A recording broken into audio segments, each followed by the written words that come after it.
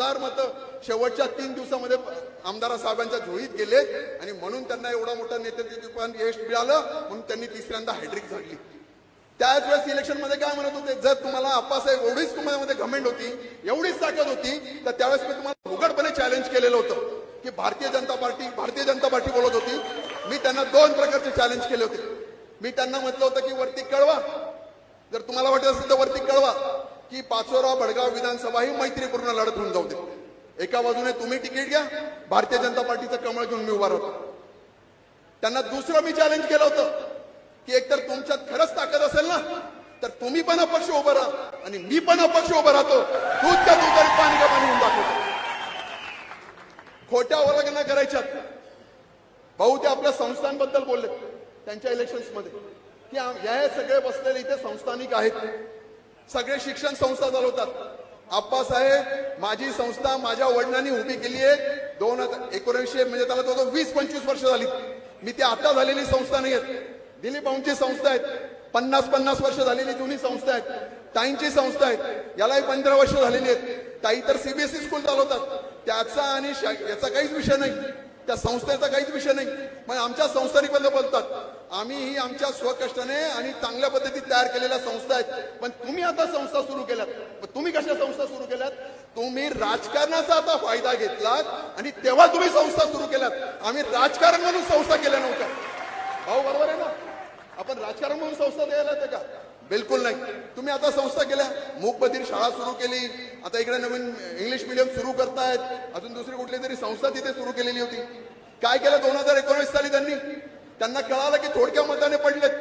दादा राजकारणामध्ये इतक्या खालच्या स्तराला जाऊन काम करतात की 2019 साली जेव्हा त्यांना कळालं की थोड्या मताने पडले, तर होणाऱ्या हिवाळी अधिवेशनामध्ये माझ्या संस्थेबद्दल त्यांनी खोटे गुन्हे दाखल केलेत.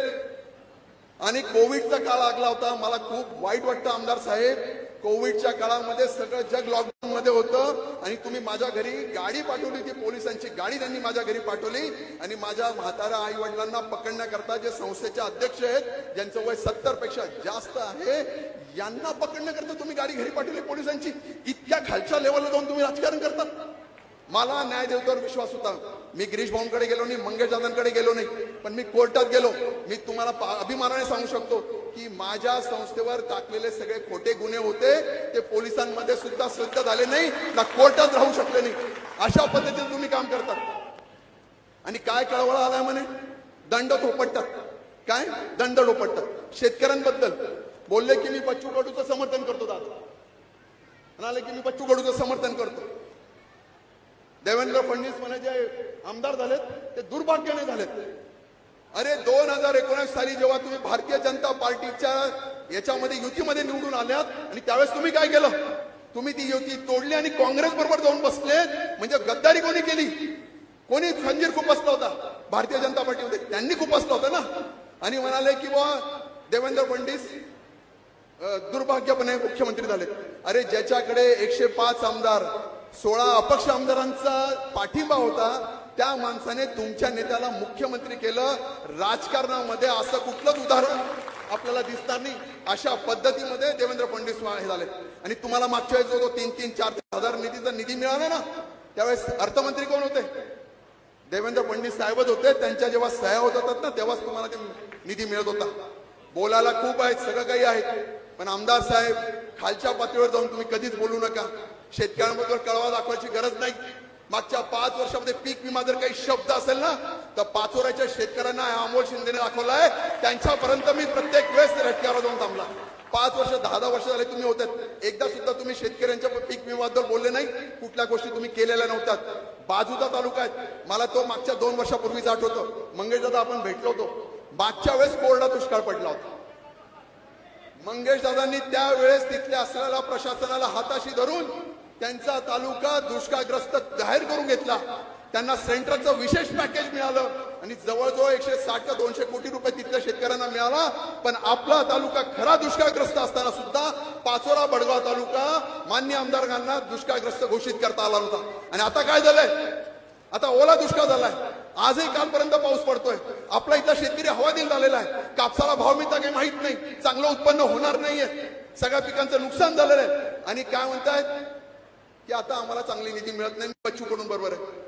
अरे बच्चू कडू आमदार नाहीये, तुम्ही आमदार आहात। सभेमध्ये विधानसभेमध्ये जाऊन तुम्ही आवाज उठवा, तिथे बोला, यांचं तुम्ही प्रतिनिधित्व करतात। तुम्हाला जर कधी हे जर जमत नसेल ना आमदार साहेब, तर तुम्ही राजीनामा द्या। शेतकऱ्यांचं कसं भलं करायचं हे आम्ही ठरवू, त्या व्यासपीठावर लोक ठरवतील। तुम्हाला जर जमत नसेल फक्त आणि फक्त खोट्या पाळगणा करायच्या, दिशाभूल करून बोलायचं, चुकीच्या पद्धतीत राजकारण करायचं, अशा पद्धतीचं काम त्यांच्या पद्धतीत होणार आहे। आता इथे बोलणारे भरपूर आहे, जेवणाचा वेळ आहे, माझा तर संताप होतो दादा, इतक्या खालच्या लेवलला ते आम्हाला बोलतो।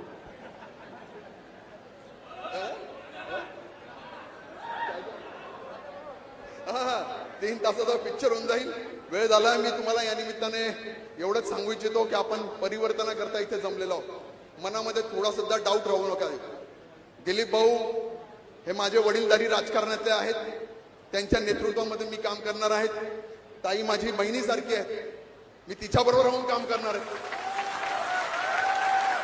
सहकारामध्ये भडगावतून आलेले नानासाहेब आहेत, त्यांचं सहकाराचं मार्गदर्शन मी इथे घेणार आहे। आणि हे तिघही लोक जरी भारतीय जनता पार्टी झाले असेल तर त्यांना चांगलं सन्मानाने मान देऊन त्यांच्या पाठीमागे उभं राहून आम्ही इलेक्शन्स करणार आहोत। त्याच्यामुळे तुमच्या मनामध्ये कुठलाही डाऊट ठेवू नका, काहीच होऊ नका। इतक्या दिवसात अमोल शिंदेला एकेरी भाषेत बोलणारा माननीय आमदार अचानकपणे त्यांचं इतकं प्रेम उतू झालं की मला अमोल भाऊ त्या व्यासपीठावर म्हणायला लागलं। आमदार साहेब तुमच्या अशा बोलण्याने मी काही पिघळणार नाही। आमदार साहेब बोलले, दादा तुम्हाला माहित नसेल, ते असं बोलले की कुठल्या पोलिसाबरोबर मैत्री पण करायची नाही आणि कुठल्या पोलिसाबरोबर दुश्मनी पण नाही। आमदार साहेब मी तुमचा पूर्वीकाळचा मित्र होतो, झाले आता 9-10 वर्ष, ना तुमच्यावर मैत्री पण नाही आणि तुमच्यावर कुठली दुश्मनी पण नाही, पण तुम्हाला राजकारणामध्ये धडा शिकवल्याशिवाय अमोल शिंदे आता राहणार नाही। येणाऱ्या इलेक्शन्स मध्ये मित्रो, हे इलेक्शन आमच्या व्यासपीठाचं नाहीये, हे इलेक्शन तुमचं आहे, हे तुमचंच इलेक्शन आहे। दादा सारखं युती तोडली, काय युती बिती तोडली नाही। मागच्या 5 वर्षापूर्वी आपण कसं लढलो पंचायत समिती, मला सांग मधुभाऊ, कसं लढलो? वेगळं लढलो। मागच्या पंचायत समितीला 10 पैकी 9 सीट्स ह्या शिवसेनेच्या होत्या, आपण इलेक्शन लढलो। 9 पैकी 5 जागा भारतीय जनता पार्टी, 3 जागा दिलीप भाऊंच्या, 1 जागा जी कधी नाही येणार ती काँग्रेसची पण येऊन गेली, आणि 1 जागा फक्त किशोरप्पांची आली। कालांतराने ती पण आपल्याकडे येऊन गेली। त्यावेळेस आम्ही सगळेजण वेगळे लढलो होतो। मग कसं काय म्हणतात आम्ही आता मी युती तोडली किंवा मी स्वतंत्र लढणार आणि मी नारा ठोकलाय आणि पार तिथपर्यंत जाऊ देतोय, पार दिल्लीपर्यंत? अरे आमदार साहेब तुम्ही इकडेच आहे, तिकडे काही जायची गरज नाही तुम्हाला। काय या विषय आम्ही अरे मागच्या लढलो की वेगळं? काय वेगळं सांगतात तुम्ही? काय वेगळं सांगितलं का त्यांनी? असंच लढलो ना आपण पत्रकार बांधव। मग ह्या पद्धतीत खोटं बोलायचं, हे इलेक्शन मी जसं बोललो मित्र हे तुमचं आहे। 1 जागा मागच्याच होती ना, आता डायरेक्ट 0च, विषयच ठेवायचा आणि काहीच नाही। काय बोलतात ते की माझी सत्ता माझ्याशी गाठ आहे। अरे सगळे रेतीवाले, सट्टेवाले, पत्तेवाले तुम्ही सगळेजण आहेत, तर रेतीवाल्यांना सांगून देतो बावनकुळे माझ्या घरातला आहे, हा आमचा आहे, तुम्हाला माझ्याशीच वेट गेट घालायचं आहे। इलेक्शन होऊन जातं, मी तुम्हाला दाखवतो। आणि ते सट्टे पाट्टेवाले गृह खातं पण माझ्याच हातात आहे, तुम्ही काळजी करू नका, त्यांनाही तिथे दाखवतो। गाठ तुमची त्यांच्याशी नाही, तुमची तर अमोल शिंदेशीच गाठ आहे। आता इलेक्शन झालं ना, कुठल्या रेतीच्या अवैध ट्रॅक्टर चालतात, कुठले डंपर चालतात आणि कुठले काय लागतात आणि कसे सट्टेपट्टेवाले चालतात, मीच ते बघतो।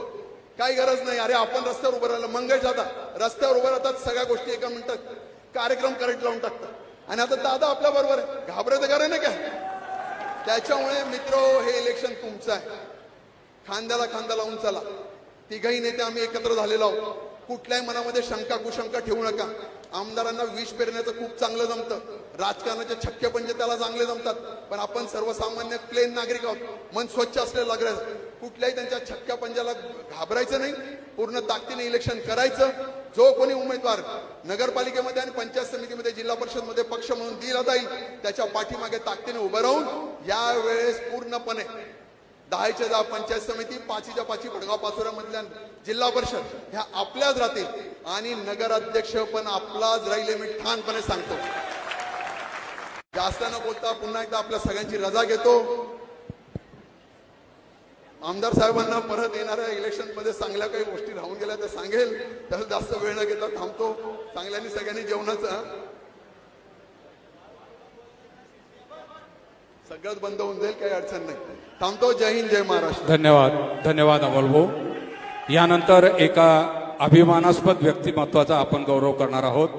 मित्रहो, आपण सगळे जाणून आहात, गाळण येथील आमचा खेळाडू हितेश अनिल पाटील हा ऑल इंडिया कुस्ती स्पर्धेमध्ये सुवर्ण पदक विजेता ठरलेला आहे आणि आंतरराष्ट्रीय कुस्ती स्पर्धेसाठी त्याची निवड झाली आहे. आम्हा सर्वांसाठी अभिमानाची बाब आहे. हर्षल इथे नाही, परंतु त्याचे पिताश्री इथं आहेत. अनिल पाटील हे या ठिकाणी उपस्थित आहेत. मी सर्व मान्यवरांना विनंती करतो की आपण अनिल धना पाटील यांना या ठिकाणी सन्मानित करावं.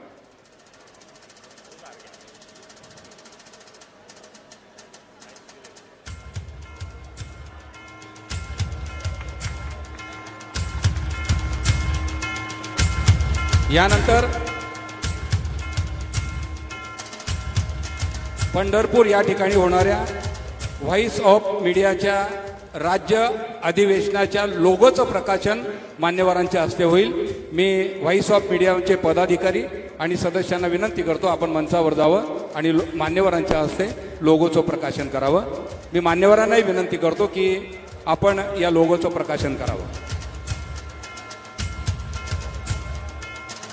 पत्रकार बांधवांनी मंचावर जायचं आहे.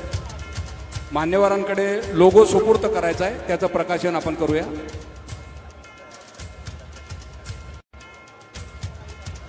चिंचखेड्याचे माजी सरपंच विलासराव पाटील यांचा भाजपात प्रवेश, त्यांनी मंचावर यावं.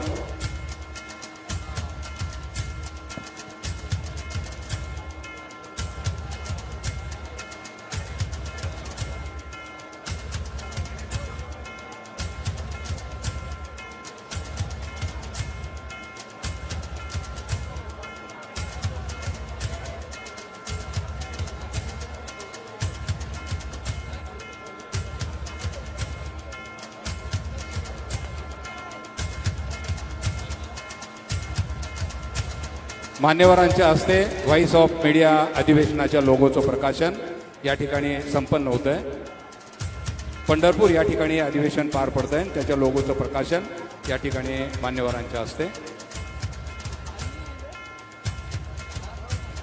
यानंतर चिंचखेड्याचे सरपंच विलास पाटील यांचा प्रवेश. मी आमदार मंगेश दादांना विनंती करतो की आपण विलासराव पाटील यांना प्रवेश देऊन त्यांचं स्वागत करावं.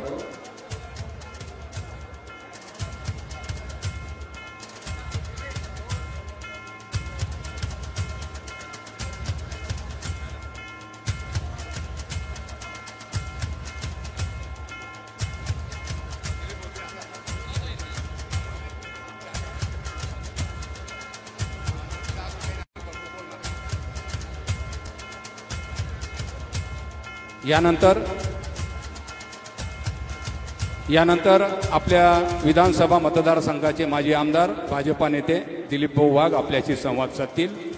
न पूछो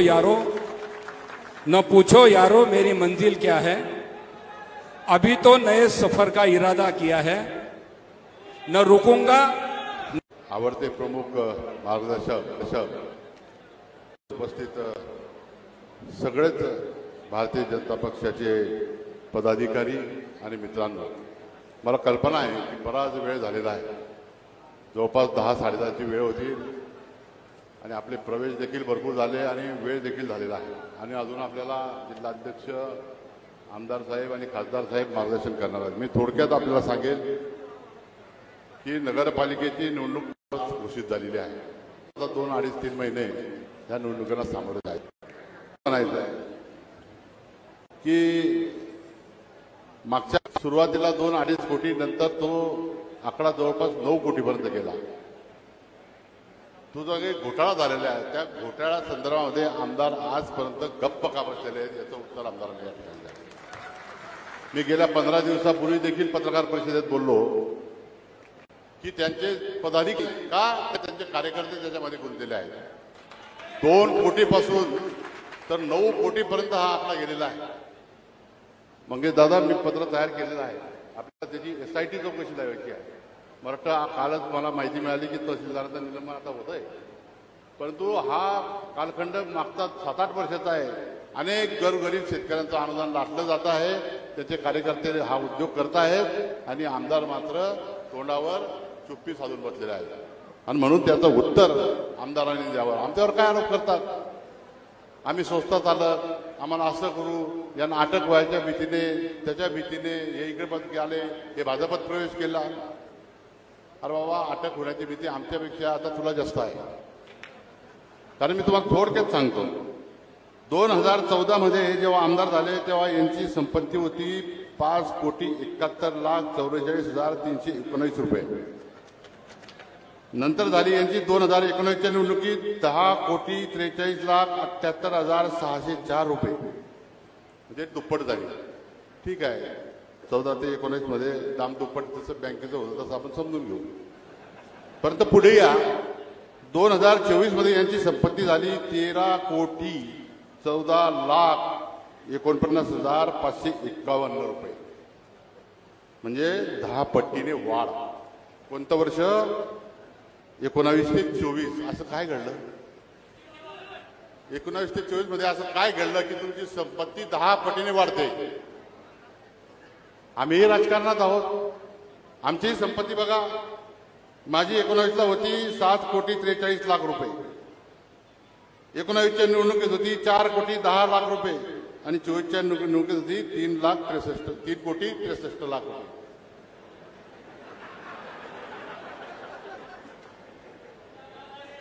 आता मला एक सांगा, यांचे उद्योग काय? ती कंपनी आता चालू केली, याचे 4 उद्योग बंद पडले.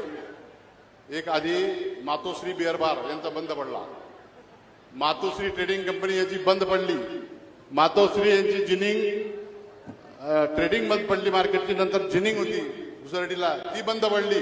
हे सगळे उद्योग बंद पडल्यावर एवढी प्रॉपर्टी वाढली कशी? हे सगळा ताई जसं बोलल्या, गुवाहाटीची कामाख्या देवी पावली, सुरत मार्केट गुवाहाटी, ताई तुम्ही बोलल्या, ही त्याचीच देण आहे. अमोल भाऊने जरा थोडंसं वेगळी भूमिका घेतली मागच्या वेळेस. जर तुम्ही आमच्याबरोबर राहिले असते नगरपालिकेला तर 19ला हवा गुल होती आणि एवढी संपत्ती वाढली नसती. काय बोलतात आता तुम्ही सांगा? ते म्हणतात की हे स्वस्तात आलं आहे, यांनी काहीतरी गैरव्यवहार केले असतील. मी, नानाभाऊ, अमोलभाऊ, वैशालीताई तर कोणतं अनुदान पण घेत नाही, पण आमच्यावर आरोप करतात. आता आमच्या संस्था आहेत, आमचं ऑडिट होतं, सगळं होतं, ते बघतील बघणारे. पण तुमची आता एवढी संपत्ती वाढली, मग तुमची तक्रार ईडीकडे जायला नको का? असं कोणतं आहे 5 वर्षात? आम्हालाही धंदा सांगा, आम्ही करतो तो. म्हणजे आमची आलेख आहे खालचा, हा बी आमचा उंचावेल थोडंफार. अरे काय आरोप करतात कार्यकर्त्यांना? भारतीय जनता पक्षाला, ज्यांच्या भारतीय जनता पक्षाच्या जीवावर तुम्ही 2-3 वेळा आमदार झाले, त्यांचं सहकार्य घेऊन झाले, त्यांना दंड ठोकतात. आता दंड ठोकायचे दिवस आहेत का? बरं, ते पैलवान पण नाही, काही दुसरेच खेळाडू होते. खऱ्या कुस्तीमधला खेळाडू मी होतो. अशा कार्यकर्त्यांसमोर काय झालं? त्यांचा दोष नाही, सभाच रात्रीची होती, त्याच्यामुळे सगळा गोंधळ झालेला.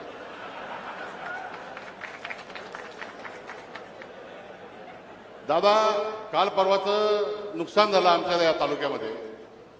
आता बघा, या आपल्या पाचोरा तालुक्याला माझ्या माहितीप्रमाणे 40गावपेक्षा जास्त नुकसान झालेलं आहे. परंतु आपल्याला अनुदान मिळालेलं आहे पाचोरा तालुक्याला 45 कोटी रुपये आणि भडगावला मिळाले 80 कोटी 80 लाख रुपये. म्हणजे एकूण जर बेरीज केली तर 73 कोटी 80 लाख रुपयाचं अनुदान पाचोरा भडगाव मतदारसंघाला मिळालं. आणि एकट्या मंगेशदादांनी 40गावसाठी 102 कोटी रुपये आणले. मी ह्या संदर्भामध्ये पाचोरे तहसीलदारांशी बोललो परवा, भडगावच्या तहसीलदार त्यांच्याशीही बोललो आणि 40गावचे कोण तुमचे तहसीलदार आहेत त्यांच्याशीही बोललो. तिघा तहसीलदारांशी मी चर्चा केली, कारण मला वर्धीचा फोन आला, गाळणून फोन आले, अनेक गावून फोन आले की अनुदानामध्ये असं काय होतंय. तर मी माहिती घेतली तर तुमच्या तहसीलदारांनी योग्य उत्तर दिलं की मका हा कोरडाऊमध्ये मोजला जातो आणि कपाशी ही 2 प्रकारे मोजली जाते, एक बागायती आणि एक कोरडवू. आपल्या तहसीलदारांनी ती चूक करून ठेवलेली आहे. त्याने आपली कपाशी बागायत घेतलीच नाही, झिरो. आमच्याकडे बागायती कपाशी असते, आहे ना आपल्याकडे. म्हणजे निकष असताना सुद्धा अधिकाऱ्यांच्या चुका, मग ते कृषी अधिकारी असतील, सर्कल असतील किंवा हे असतील तहसीलदार असतील, आमदारांनी काय केलं? मग त्यांनी आदेश नको करायला की तुम्ही हे कपाशीचं कसं तुम्ही हे करताय, कसं नियोजन करताय. दादांनी जसं बसून नियोजन करून घेतलं, त्यांना 102 कोटी रुपये मिळतात आणि तुम्हाला दोन्ही तालुक्यात मिळून तुम्हाला फक्त 73 कोटी रुपये मिळतात. हे अपयश जेवढं आपण अधिकाऱ्यांना दोष देऊ तेवढा आमदाराचा देखील दोष आहे. मी त्या लोकांना बोललो, अरे म्हटलं या दुष्काळ बिष्काळाचं किंवा ओरला दुष्काळाचं या आमदाराला घेणं नाही. यांनी वाळू, सट्टा, पत्ता, चक्रीवादळ यांचे ते भाग्यविधाते आहेत. त्यांच्या जीवावर यांनी मोठा वाढदिवस केला आणि काय नाव दिलं? निर्धार मेळावा. आम्ही तर त्याला असं म्हणतो की हा गद्दार मेळावा होता. कारण की जे आता ते बोलले की इथे उबाटाचे कार्यकर्ते बसलेले आहेत, इथे राष्ट्रवादीमधून प्रवेश केलेले कार्यकर्ते आहेत. अरे बाबा, तूच गद्दारी मोठी केलेली आहे, ते किरकोळ लोक आहेत. पण आबा त्यांनी खोके घेतले, हे कामं घेत आहेत, एवढाच फरक आहे. मी माहिती घेतली, 14 सुबे अभियंता असतात ना, ते काय ते डिप्लोमा झालेले मुलं, 14 सुबेंना यांनी कामं वाटली. काही कॉन्ट्रॅक्टर तर आहेतच, तुम्ही पाहतात. परवाचा वाढदिवस होता, हे बिल्डर, ते बिल्डर, ते बिल्डर. असा कोणी बिल्डर काही अशी फुकट जाहिरात देत नाही. त्या लाख लाख रुपयाच्या जाहिराती यांच्या आम्ही बघितल्या, मागड्या जाहिराती असतात. एवढं प्रेम आमदारावर नाही आहे. गुळते ते माशी येते थोडंफार. आता तुमच्याकडे सध्या कोणी प्रवेश रुमाल टाकला का 1 कोटीचं काम मिळून जातं. काही झालं की याचं काम होऊन जातं, तो ठेका मिळून जातो. अशा याच्याने तुमचा जो आज ते मला दिसतंय, आम्ही अनेक माझं जवळजवळ मला ते राजकारणात ज्युनियर आहे. मी 1987ला कॉलेजला आलो आणि 1991ला मी नगरसेवक झालो आणि नगराध्यक्ष मग नंतर कंटिन्यू राहिलो 20 वर्ष, म्हणजे 13 वर्ष. आणि ते 2001 मध्ये राजकारणात आले. म्हणजे जवळपास मी 10 वर्ष त्यांना सिनियर आहे राजकारणामध्ये. परंतु त्यांना अजूनपर्यंत भाषण कसं करावं, ठीक आहे, काही वेळा ते व्यवस्थित बोलतात म्हणजे दिवसा, परंतु आता अलीकडे ते बोलायला लागले आहेत. आमच्या प्रवेशामुळे त्यांना चिडचिड झालेली आहे. आता मला एक सांगा, भारतीय जनता पक्षामध्ये विधानसभेनंतर मी प्रवेश केला, माझ्यानंतर ताईंनी केला, ताईंनी नंतर नानाभाऊंनी केला. आता आम्हाला वाटलं, आम्ही कार्यकर्त्यांचा सल्ला केला, आम्हाला योग्य वाटलं की मोदीजींचं काम, नरेंद्रजी फडणवीस साहेबांचं काम, गिरीश भाऊंचं काम, दादांचं काम, हे सगळं योग्यरित्या चालू आहे. जिल्ह्यापासून तर महाराष्ट्रापासून देश पातळीवर. आणि म्हणून आम्हाला ते असं वाटलं की आता इकडे राष्ट्रवादीचे 2 तुकडे, इकडे हे तुकडे, त्याच्यापेक्षा मोठ्या घरात चला, म्हणून आम्ही भारतीय जनता पक्षामध्ये प्रवेश केला. हा योगायोग आहे. परंतु आमचा प्रवेश हा आमदारांच्या डोक्यामध्ये खुपतो आहे. दादा त्यांनी इतकी लूट केली या प्रशासकीय काळामध्ये. नगरपालिका 10-15 वर्षापासून त्यांच्या ताब्यामध्ये आहे. या शहराला भविष्यामध्ये जसं तुम्ही आता 45चं नियोजन करतायत, 2045 पर्यंत पाण्याची प्रश्न सुटेल अशा पद्धतीचं नियोजन आपण करतात. परंतु आमचा पाचोरा शहरामध्ये मागच्या पंचवार्षिकला नगरपालिकेच्या निवडणुकीत मी घोषणा केली होती की माझी जर नगरपालिकेची सत्ता बसली तर मी वाघूर धरणावरून पाणी आणेल. यांनी घोषणा केली की माझी जर सत्ता आली तर मी गिरणीवरून पाणी आणेल. पाणी आम्ही गिरणीतच पितोय, परंतु थेट पाईपलाईनने आणेल. परंतु यांच्याकडून आजपर्यंत 8 वर्षामध्ये 9 वर्षामध्ये गिरणीवरून पाणी आलं नाही. पाणी पुरवठा मंत्री त्यांचे जे, परंतु यांना त्यांनी पाणी पाजलं नाही. काय पाजतात काय माहिती. मला एक सांगा, आजही गिरणाच्या केटीवर पंडित तात्या शिंदे नगराध्यक्ष होते, मी होतो, आमच्या कालावधीमध्ये ते काम झालेलं आहे केटीवरचं. त्याच्यामुळे आमच्या पाचोरा शहराचे आज काहीतरी थोडंफार पाणी मिळत आहे. तर खूप वाईट अशी अवस्था राहिली असते. परंतु भविष्याचा काहीही दृष्टिकोन न ठेवता अजूनपर्यंत आमच्याकडे पाण्याची योजना शहरासाठी येत नाही. आम्ही दादा शहराच्या मिटिंगांमध्ये बोलणार आहोत. यांनी दादा या शहरामध्ये 125 भूखंड जे ओपन पेस म्हणतो ते डेव्हलपला दिले. एका भूखंडाला 20 लाख रुपये खर्च दाखवलेला आहे. आम्ही जर तुम्ही कोणी ग्रामीण भागातला माणूस असेल किंवा शहरातला अन्य सामान्य माणसाने जावं आणि ते कंपाऊंड पाहून घ्यावं. ते कंपाऊंड मला वाटतं 4-5 लाखाच्या वर काही ते जात नाही. पण तो एका कंपाऊंडला 20 लाख रुपये त्यांनी खर्च दाखवला. जवळपास 30 कोटी रुपयाची लूट या नगरपालिकेतून वैशिष्ट्यपूर्ण मधून या लोन मंडळींनी केलेली आहे. आणि मी बोललो की ते कॉन्ट्रॅक्टर सुबे वगैरे गरीब लोक आहेत त्यांना काम दिलं पाहिजे, मला मान्य आहे. परंतु त्यांच्याकडून तुम्ही टक्केवारी सोडत नाही. 3000 कोटीचा विकास त्यांनी आपल्या निवडणुकीत सांगितला होता. 3000 कोटीला 10ने जर हे केलं तर मला काही हिशोब येतच नाही. मागच्या वेळेस मी बोललो. आता दादाही इथे बसलेले आहेत, त्यांच्याही मतदारसंघामध्ये ते कार्यकर्त्यांना कामं देतात. परंतु एक कार्यकर्त्यांनी सांगावं की आमच्याकडून अशी काही मागणी होती, परंतु इथे दिल्या घेतल्याशिवाय कोणतंही काम होत नाही अशी त्यांच्याच कार्यकर्त्यांची अवस्था आहे. आता ते म्हणतात रीत आहे, निवडणुकीला खर्च येतो. अरे बाबा, खोके मिळाले होते त्याचा खर्च कर ना. पण आमदाराचं आता मानसिक संतुलन बिघडलेलं सारखं वाटत आहे. काही कारण नव्हतं. परवाचा मेळावा त्यांचा जो काही त्याच्या भाग्यविधात्यांनी केला, हे जे रेतीवाले यांनी, त्याच्यामध्ये आमच्यावर वापो करण्याची काही आवश्यकता नव्हती. त्या वैशालीताईंवर काय काय आरोप केले की वैशालीताईंची भाची लागते काय की त्यांची कन्या ती भाची लागते ती काय बोलल्या ताईंबद्दल. यांचं वय किती ताईंचं, मानाने मोठ्या वयाने मोठ्या, त्यांच्याबद्दल अपशब्द. अरे शेवटी बहीण आहे, म्हणजे ते नात्याला तुम्हाला ते काय म्हणतात की ते भावाला मानत नाही. अरे तुम्ही कुठे बहिणीला मानतायत? मग बहीण तर मानते, बहीण तर आताही आप्पा आप्पा म्हणते. ताई तर काही ते तर काही वाईट भाषेत केलं नाही. परंतु या संस्कृतीचा भाग आहे. ताई बोलल्या की अनेक लोक, राजकीय लोक इथे होऊन गेले, त्यांचं एक संस्कृती होती. आतापर्यंत असं भाषण मी पण ऐकलं नाही पाचोऱ्यात. इतक्या घाणेरड्या पद्धतीने त्यांनी भाषण केलं. ठीक आहे, त्यांचा समाचार येणाऱ्या काळखंडामध्ये आपण घेणार आहोत. त्यांनी नीलम हॉटेलची चौकातली छत्रपती शिवाजी महाराज चौकामध्ये थिपडे मार्केट आहे, त्याच्यावरती गाळे बांधलेले आहेत 12. आता इथे आम्ही अध्यक्ष राहिलोय, पंडितांचे अध्यक्ष राहिले. साधारणतः गाळे बांधले काय लिलाव करतो, लिलावामध्ये व्यापारी घेतात, ते व्यवसाय करतात. यांनी व्यापाऱ्यांना कळूच दिलं नाही. इच्छुक जाहिरात काढून घेतली, सगळे गाळे ठेवून घेतले, वेगवेगळ्या नावावर मध्ये हाती चाटून घेतलं. म्हणजे त्याचे सुद्धा बेरोजगार. 12 बेरोजगारांनी पोट भरलं असतं. तुम्हाला कार्यालयाला खाजगी जागा घ्या ना. परंतु नगरपालिकेच्या जागेवर डोळा ठेवला. हे सगळं आम्ही नगरपालिकेच्या निवडणुकीमध्ये त्या ठिकाणी काढू. फक्त एक औपचारिक ते परवा जे काही बोलले त्याच्यावर आम्ही उत्तर दिलेलं आहे. आमच्या संस्थांबद्दल बोलले. आणि ठीक आहे, तुम्ही करा, चौकशा करा, जे काही व्हायचं होईल आमचं, आम्ही बघू, ते फेस करू. पण तुम्ही चौकशीला तयार राहा. हे जे काही खोके आहेत ना, याची चौकशी आम्ही निश्चितपणाने तुमची करू, एवढं सुद्धा आम्ही या ठिकाणी सांगतो. आज खरं म्हणजे दादा 2-3 दिवसापासून पाऊस नाही, म्हणजे पावसाने विश्रांती घेतली. आज खूप कामाचे दिवस होते. अपेक्षित नव्हतं की इतके लोक येतील. आमचं बजेट चुकलं आहे. आपण जेवण कमी लोकांना सांगितलंय, वाढवावं लागेल. ते वाढवलं का? कारण की इतके लोक येतील असं वाटत नव्हतं. कामाचे दिवस आहेत ना. 8 दिवसापासून काही नाही. मका खुडून पडला आहे, कपाशी वेचायची राहिली आहे, सुकाळ टाकायची राहिली आहे.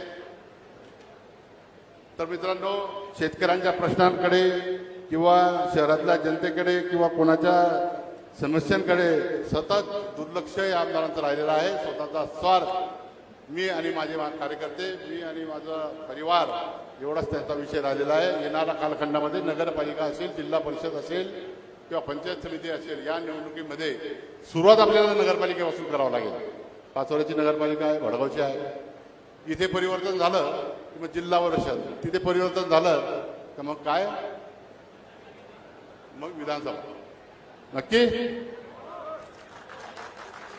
हॅलो, धन्यवाद भाऊ. एक पाचोरा शहरातला एक प्रवेश आहे, फक्त 1-2 मिनिटं तो प्रवेश आटपून लगेच विषय. डॉक्टर निकिता गणेश झांझोटे, गणेश कलमचंद झांझोटे, डॉक्टर आदर्श गणेश झांझोटे यांना विनंती करेल की आपण, मी मान्यवरांना विनंती करेल की यांचा पक्ष प्रवेश आपल्या हस्ते करावा. याच्यानंतर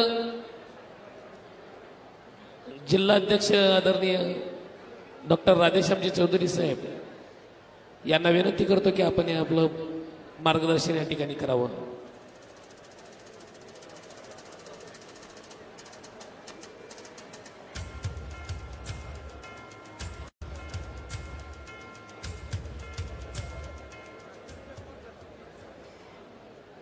धन्यवाद.